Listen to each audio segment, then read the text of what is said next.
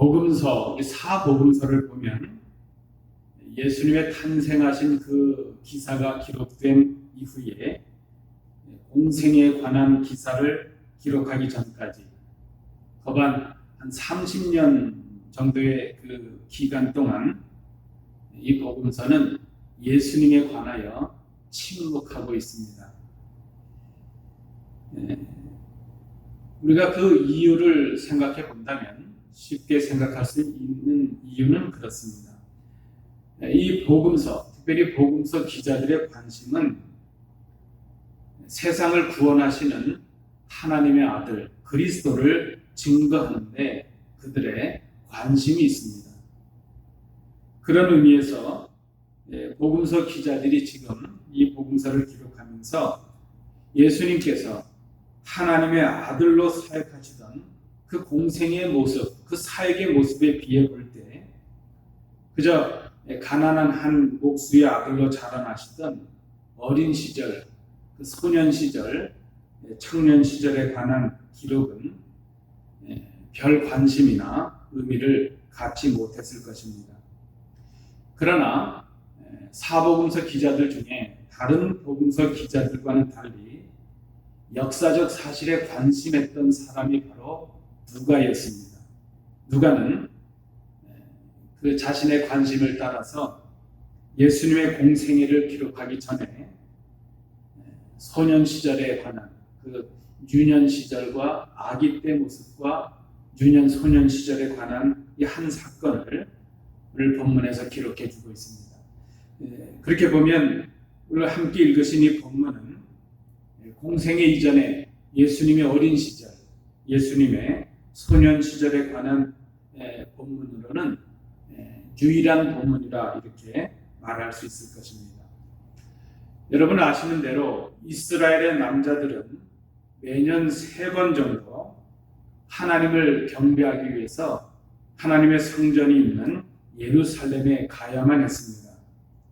이는 율법의 명령이었고 하나님의 명령이었습니다. 많은 절기가 있었지만 특별히 중요하게 생각하는 새 절기를 하나님께 제사함으로 지키는 바로 신앙의 의무였습니다. 출애굽을 기념하는 유월절, 무교절, 그리고 처음 열매를 드리는 맥추절, 초실절, 그리고 세 번째로는 광야에서 자신들을 그 조상들이 인도하신 하나님을 기억하는 수장절, 그러니까 초막절 혹은 장막절이라고 부르는 이 3대 절기였습니다. 오늘 본문에 보니까 이 요셉과 마리아는 매년 6월절이 되면 예루살렘에 갔다 이렇게 기록이 되고 있습니다. 아마 그들은 경건한 유대인이었을 것입니다. 그리고 예수님이 이 부모님과 함께 동행을 하게 되었는데 율법에 보면 이제 12살이 되면 율법의 아들이 되고 성년이 되었기 때문에 율법을 지킬 의무가 생기게 됩니다.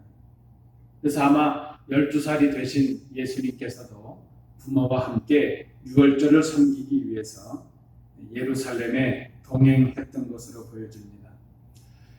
이제 모든 절기 행사를 마치고 집으로 돌아오는 길에 어머니 아버지 이 요셉과 마리아가 아들 예수가 없어진 것을 알게 되었습니다. 친척들 혹은 동행했던 일행들 중에 있으려니 생각했는데 하루나 지나고 나서 아들이 없어진 것을 알게 되었습니다. 그리고 사흘 후에 성전에 있는 아들을 만난 어머니는 아들에게 이렇게 자신의 안타까웠던 마음을 토로합니다. 아이야, 어찌하여 우리에게 이렇게 하였느냐? 보라, 내 아버지와 내가 근심하여 너를 찾았노라. 오늘 이 본문에 쓰여져 있는 근심했다 하는 이 말은, 그 단어는 단순히 그저 근심하고 단순히 걱정하는 그런 정도를 넘어서는 그런 단어가 쓰여지고 있는 것을 봅니다. 이 같은 단어가 사도 바울은 로마서 2장 2절에서 이 단어를 사용했는데 상황은 그렇습니다. 사도 바울이 볼 때에 하나님의 구원에서 멀어진, 하나님의 구원에서 잊혀진 이스라엘, 그 동족을 바라보는 바울의 심정을 표현할 때 근심이라는 단어를 썼습니다. 하나님의 구원을 받지 못하고 멸망받을 그 동족을 향한 안타까움, 그 고통, 그것을 표현한 단어가 바로 근심이라는 단어였습니다. 누가복음 16장 24절, 25절 말씀에도 보면 지옥에 떨어져서 그 뜨거운 불 속에서 고통하는 영혼들의 괴로움을 묘사할 때에 바로 이 단어가 쓰였습니다. 근심, 괴로움이라는 의미로 쓰였습니다. 여러분, 동서고금을 불언하고 자식을 잃은 부모의 심정이 얼마나 아찔합니까? 우리 부모님들께서 우리 자녀들이 어릴 때에 마켓을 가셨거나 시장을 가셨다가 잠깐이라도 자녀들을 잃으셨던 그런 경험이 있으십니까? 우리가 알고 있는 가까운 사람들 중에도 자녀를 앞세우거나 자녀를 잃은 부모들이 얼마나 많은지 모릅니다.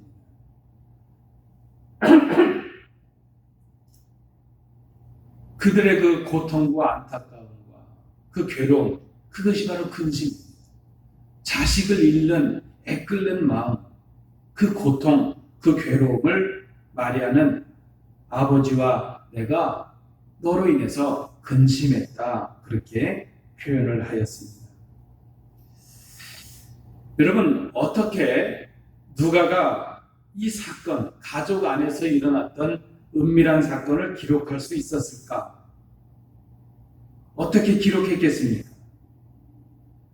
아마 아들을 잃을 뻔했던 어머니가 이 일을 시간이 간다고 잊을 수 있었겠습니까? 자식을 잃어버리는 그 부모의 마음으로 이 사건을 잊을 수가 있었겠습니까? 시간이 흐르고 가지만 아마 어머니는 이 기억을, 이 경험을, 그때 그 안타까움과 그 고통을 기억했을 것입니다. 그리고 시간이 흐르고 난 뒤에 어머니는 자기 그 가슴속 깊숙이 간직했던 이 아찔했던 이 사건의 기억을 누군가에게 말했을 것입니다. 십자가에 죽은 아들이었던 예수가 하나님의 아들 그리스도였음을 깨닫고 그 아들을 떠올릴 때, 전에 우리 아들이 12살일 때, 예수가 12살이었을 때 이런 일이 있었다, 아마 말했을 것입니다. 그리고 누가는 이제 그 이후에 세월이 많이 흐르고 난 후에 60년, 70년이 되었을 때에 그 어머니의 말씀을 자신의 복음서에 기록으로 남겼습니다. 그 어머니는 이 모든 말을 마음에 듭니다. 오늘 그 어머니, 이 마리아의 마음을 우리가 이 본문에서 살펴볼 수 있습니다. 마음에 두니라, 마음에 두었다는 이 단어를 우리가 생각해 봅니다. 오늘 이 본문을 통해서 어머니 마리아가 마음에 두었다는 그 의미가 무엇이었는가 하는 것을 우리가 생각을 해 보려고 합니다. 첫 번째, 마음에 둔다 하는 이 의미는 하나님의 뜻과 하나님의 인도하심을 생각하는 것이라 말할 수 있습니다. 마음에 둔다라는 이 단어의 헬라어는 디아텔레오라는 말입니다. 디아텔레오. 이 말은 그저 마음에 간직한다, 지킨다, 이런 의미보다는 좀 더 깊은 의미가 있습니다. 그래서 오늘은 우리가 특별히 마리아가 마음에 두었다 하는 이 단어를 생각하면서 오늘 본문을 통해서 은혜를 받고자 합니다. 첫 번째, 마음에 두었다, 마음에 둔다 하는 이 생각, 이것의 첫 번째 의미는 하나님의 뜻과 하나님의 인도하심을 생각하는 것이라 말할 수 있습니다. 말씀드린 이 헬라어 디아텔레오라는 이 말에 우리가 첫 번째 의미로 생각해야 될 것은 이것은 조각난 것들을 합친다 하는 그런 뜻을 갖습니다.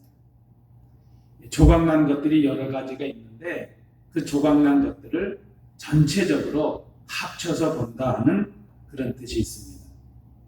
부분적으로 보는 것이 아니라 전체적으로 보는 것입니다. 단편적인 하나의 사건을 경험했지만 그 사건, 경험했던 그 사건 자체로만 생각하고 사건 자체로만 보는 것이 아니라 그 사건을 전체 시각에서 해석하고 보는 것을 말합니다. 물론 그때는 이 사건이 왜 일어나는지, 이 사건의 의미가 무엇인지 알지 못했을 것입니다. 50절 오늘 본문에도 보니까 이런 말씀을 기록하고 있습니다. 그 부모가 그가 하신 말씀을 깨닫지 못하더라. 그때 그 사건이 일어났을 그때는 깨닫지 못했습니다. 무엇인지 몰랐습니다. 그러나 시간이 지나가면서 그 아들이 그리스도요 메시아이심을 알게 되었습니다. 어머니 마리아는 그 아들이 출생했을 때 그 아들과 함께 겪었던 일들, 그리고 그 아들과 함께 하나님의 인도하심을 겪었던 그 모든 일들을 통해서 하나님의 뜻을 생각하고 하나님의 인도하심을 생각했을 것입니다. 천사 가브리엘이 남편 요셉과 자신에게 말했던 일들을 기억했을 것입니다. 그것을 마음에 두었습니다. 예수님이 태어나시던 그 날에도 그 모든 일을 마음에 두었습니다. 천사들의 말을 들은 목자들이 찾아온 일, 동방의 박사들의 경배를 받았던 일들, 마리아는 이 모든 일들을 그저 단편적인 사건으로, 부분적인 사건으로, 그저 어쩌다 된 일로, 하찮은 일들로 생각하지 아니하고 전체적으로 보았다는 것입니다. 19절 말씀에도 보니까 마리아는 이 모든 말을 마음에 새기어 생각했다, 그렇게 기록하고 있습니다. 작은 일들이지만 경험하는 작은 모든 일들을 통해서 그 사건 속에 담겨져 있는 하나님의 계시와 하나님의 인도하심을 마음 깊이 간직하고 그 뜻과 그 인도하심 안에서 아들을 바라보았다는 것입니다.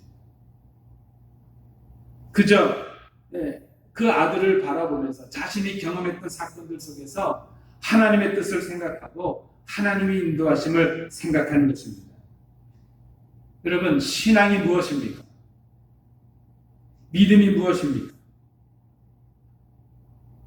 우리가 경험하고 우리에게 일어나는 그 단편적인 일들, 우리가 하찮게 생각하는 그런 일들을 하나님과 관련해서 생각하는 것, 그 단편적인 일들과 부분적인 일들 속에서 하나님의 전체 인도하심을 생각하고 하나님의 뜻을 생각할 수 있는 것, 그것이 바로 믿음입니다. 하나님의 마음을 생각하고 하나님의 뜻을 생각하는 것입니다. 그저 우리가 경험하는 일들 속에서 단편적으로 보고 부분적으로 보고 낙심하고 절망하는 것이 아니라 우리를 인도하실 전체 하나님의 역사 가운데서 하나의 부분으로 전체로 보는 것입니다. 끊어서 보는 것이 아니라 길게 보는 것입니다. 하나님께서 이루실 마지막 때까지를 생각하고 보는 것입니다. 우리의 삶의 순간순간에 함께 하시는 하나님의 인도하심과 하나님이 이루실 그 날을 기대하는 것, 그것이 바로 믿음입니다. 오늘 어머니 마리아의 모습 속에서 보여지는 것이 바로 이것입니다. 자식의 십자가의 죽음을 지켜보았던 그 어머니 마리아의 심정이 어땠겠습니까? 그러나 어머니 마리아는 그 아들을 통해서 경험했던 그 사건들의 일들을 그저 부분적으로 단편적으로만 바라보는 것이 아니라 하나님의 계획과 하나님의 인도하신 가운데서 모두 합쳐서 전체적으로 보았습니다. 하나님의 뜻 안에서 보았습니다. 그것이 바로 그리스도인으로서의 가져야 될 신앙이라는 것입니다. 우리 특별히 오늘 마더스데이를 맞이하면서 우리 어머니들이 이런 어머니들이 될 수 있기를 축복합니다. 우리 성도들께서 이런 신앙인들이 될 수 있기를 축복합니다. 그저 우리가 경험하는 단편적인 모습들을 보면서 그저 지금의 모습 때문에, 지금의 고통 때문에 절망하고 낙심하는 것이 아니라, 그저 끊어서 보는 것이 아니라 길게 볼 수 있기를 원합니다. 하나님의 인도하심과 하나님의 계획하심과 하나님의 섭리를 보십시오. 우리 자녀들을 향해서도 이런 마음이 필요합니다. 이 땅의 성공과 이 땅의 승리에 집착하는 것이 아니라 우리의 자녀들이 하나님의 뜻을 이룰 수 있는 그런 사람들이 될 수 있기를 기도해야 할 것입니다. 지금의 어려움에 절망하고 낙심하기 전에 지금도 하나님의 인도하심 가운데 있고 하나님의 손에 잡혀져 있는 것이라는 것을 기억할 필요가 있다는 것입니다. 우리의 삶의 매 순간에 우리가 당하는 일들 속에서 하나님의 뜻과 하나님의 인도하심을 생각하는 것, 그것이 바로 우리가 마음에 두어야 할 첫 번째 일이라 생각이 됩니다. 오늘 본문을 통해서 우리가 또 발견할 수 있는 두 번째 모습입니다. 마음에 둔다 하는 이것은 하나님의 것과 나의 것을 구별할 수 있는 것을 말합니다. 우리가 아까 보셨던 대로 마음에 둔다는 이 단어의 또 다른 의미는 귀하게 여긴다 하는 그런 뜻이 있습니다.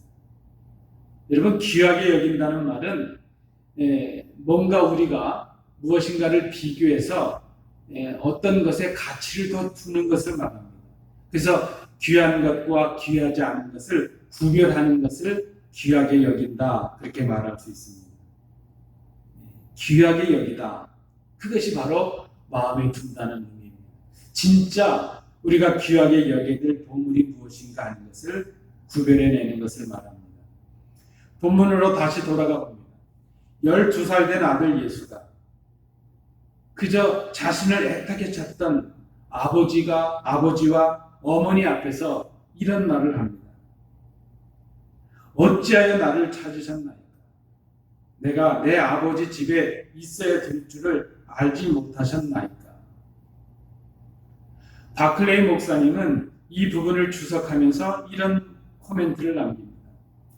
예수가 그 얼마나 온유하면서도 그러나 아주 분명하게 아버지라는 이름을 요셉에게서 취하여 하나님께로 돌리고 있는가? 여러분, 아들 예수에게 이 말을 들은 부모가 사실 얼마나 당황하고 섭섭했을까 생각해 봅니다.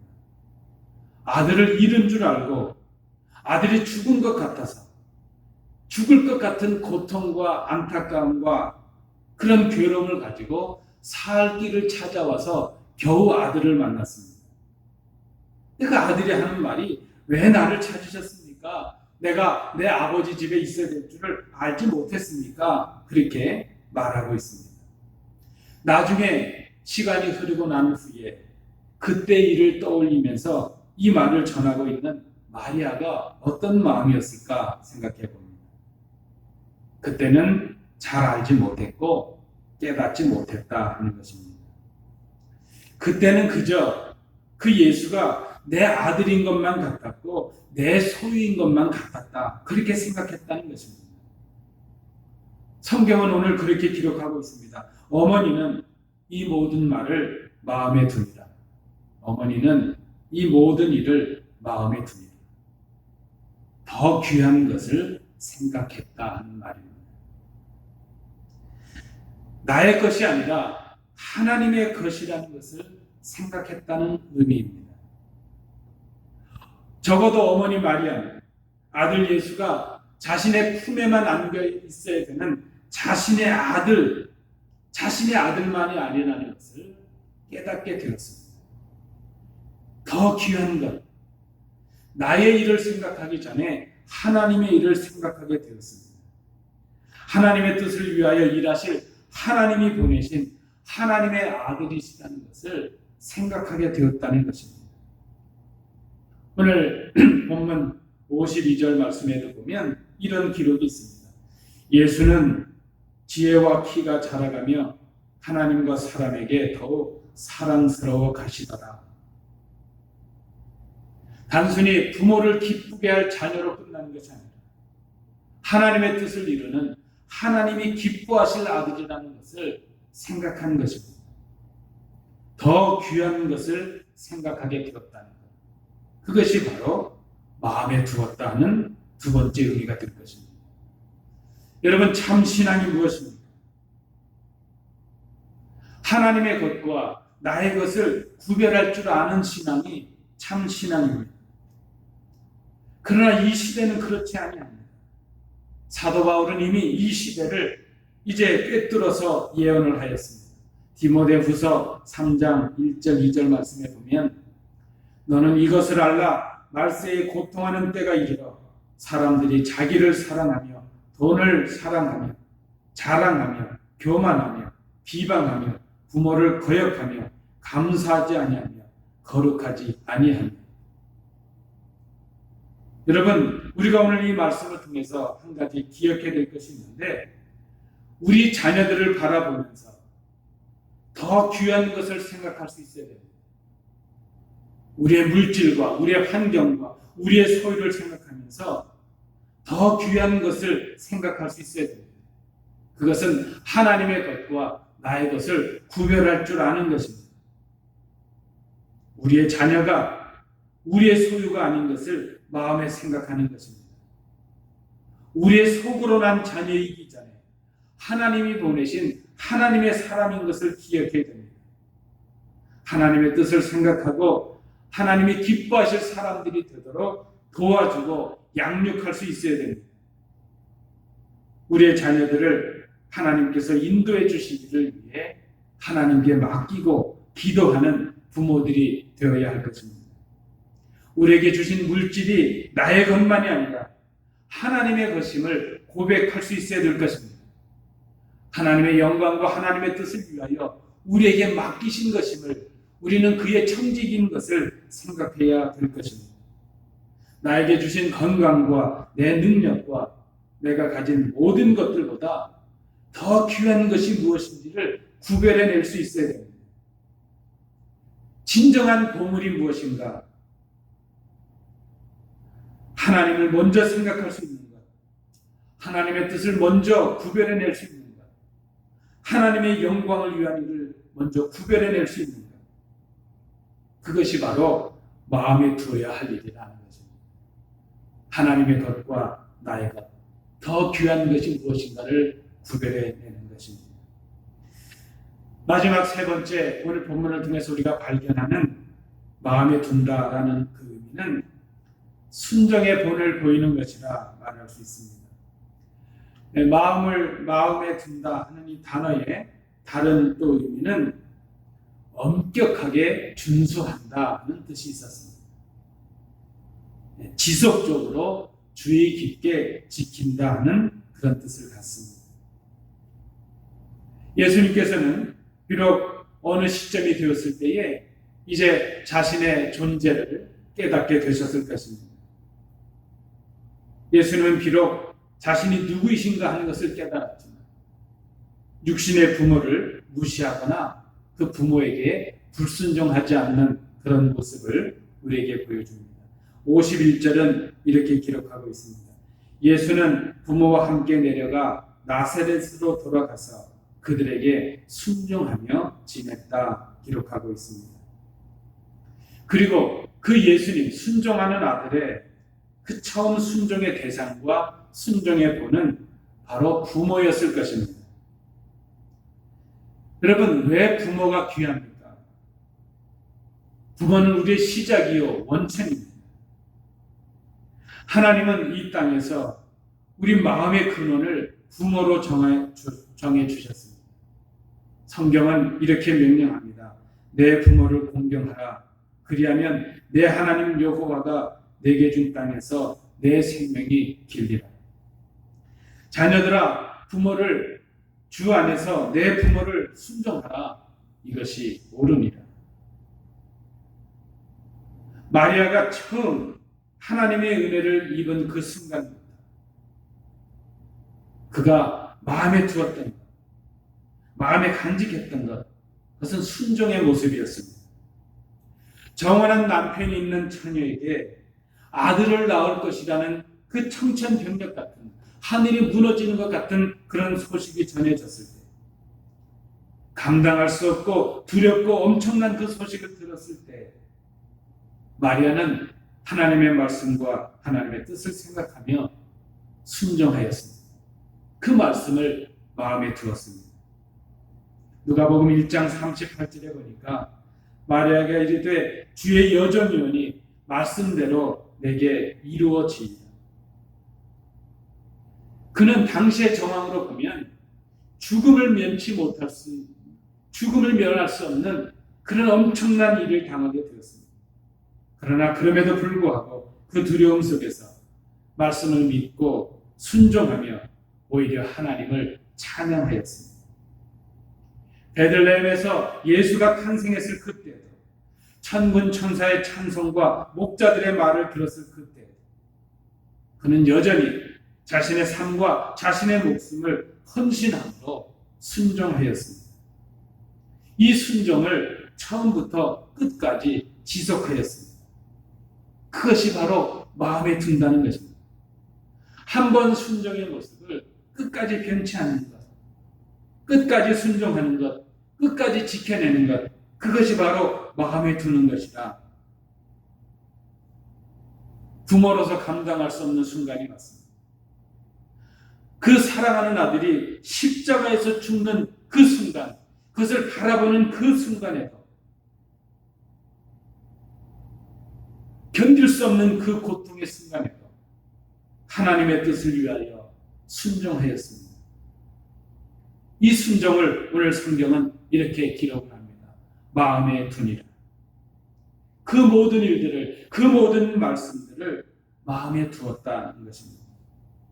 이런 어머니의 순종과 헌신의 마음이 인간으로 오신 아들의 삶과 신앙의 시작의 자리가 되었다는 것을 우리가 생각할 수 있습니다. 가끔 저도 그런 말을 할 때가 있었지만 그런 날 우리가 들어보지 않습니까? 속썩이는 자녀를 둘 때 부모님들이 그저 속상하면 하시는 말씀이 있죠. 대체 누구를 닮아서 저러는지 모르겠다. 근데 우리는 다 알고 있는데 말하는 사람만 모르는 것이죠. 여러분, 자녀들은 우리 부모님들의 거울 아니겠습니까? 자녀들의 삶의 내용은 부모들이 보여준 것에서, 들려준 것에서 시작이 되는 것입니다. 자녀들의 신앙도 그렇습니다. 자녀들의 신앙은 부모들이 보여준 신앙, 그 자리에서부터 시작이 되는 것입니다. 우리 부모님들, 특별히 어머니는 자녀들의 마음의 고향입니다. 그래서 부모님이 돌아가시거나 어머님이 돌아가시면 그저 마음이 허전해지는 것이죠. 고향을 잃은 것 같은 그런 심정이 되는 것이죠. 자녀들의 믿음과 삶이 시작되는 그 자리가 바로 부모님들의 마음이요, 어머님들의 마음이라 생각이 됩니다. 이 자녀들의 믿음의 삶은 부모가 어떤 믿음을 보여주었는가, 부모들의 믿음의 본에서 시작이 되는 것을 우리가 생각해야 됩니다. 자녀들의 순종도 마찬가지입니다. 부모들의 순종의 모습을 보므로 시작이 되는 것입니다. 여러분 잘 아는 얘기가 있지 않습니까? 예전에 우리나라에 있었다는 고려장의 이야기입니다. 이제 아들이 연로하신 어머니를 지게에다가 메고 산속 깊은 곳까지 올라가서 눈물로 그 어머니를 버리고 내려옵니다. 그래서 그 지게가 얼마나 참 한스러웠겠어요. 그래서 그 지게를 이제 멀리 집 밖에 버려버렸다는 것입니다. 그리고 그 다음 날이 되었는데 그 버려버렸던 지게가 집안 마당에 탁 와 있는 거예요. 깜짝 놀라서 내가 분명히 이 지게를 버렸는데 어떻게 이 지게가 또 이렇게 와 있는가 그랬더니 그때 그 집의 큰아들이 그렇게 말하는 거 아닙니까? 아버지 그 지게를 버리면 어떡합니까? 때가 되면 내가 아버지를 갖다 버릴 텐데 그 지게를 써야 될 텐데 그래서 지게를 다시 가지고 왔습니다. 그렇게 말했다는 것입니다. 자녀들은 부모들이 보여주는 대로 배우고 그 자리에서 그들의 삶과 신앙이 시작이 됩니다.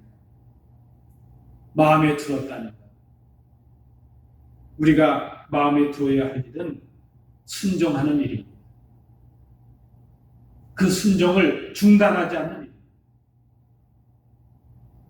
고통스럽고 목숨을 걸어야 되고 손해를 볼 수도 있고 희생을 할 수도 있지만 그러나 순종하는 일입니다. 교회를 위하여 하나님의 말씀을 위하여 하나님의 영광을 위하여 다른 사람들의 유익을 위하여 순종하는 것입니다. 하나님의 말씀에 순종하고 하나님께서 허락하시는 그 사명에 순종하는 것입니다. 순종의 본을 보이는 것입니다. 그것이 바로 오늘 본문을 통해서 발견할 수 있는 마음에 둔다는 것의 세 번째 의미였습니다. 말씀을 맺도록 하겠습니다. 어머니 마리아는 사랑하는 아들을 십자가의 죽음 속에 앞세우고 그 아들을 마음 깊은 곳에 간직을 하였습니다. 자녀들은 부모가 죽으면 땅에 묻지만 부모들은 자식을 잃으면 가슴에 두는 법이기 때문에 그 어머니는 십자가에 죽은 그 아들을 마음에 두었을 것입니다. 그리고 그 오랜 시간이 흐른 후에 어머님 속에 눈물로 안타까움에 고통과 괴로움으로 간직했던 그 속내를 드러내었습니다.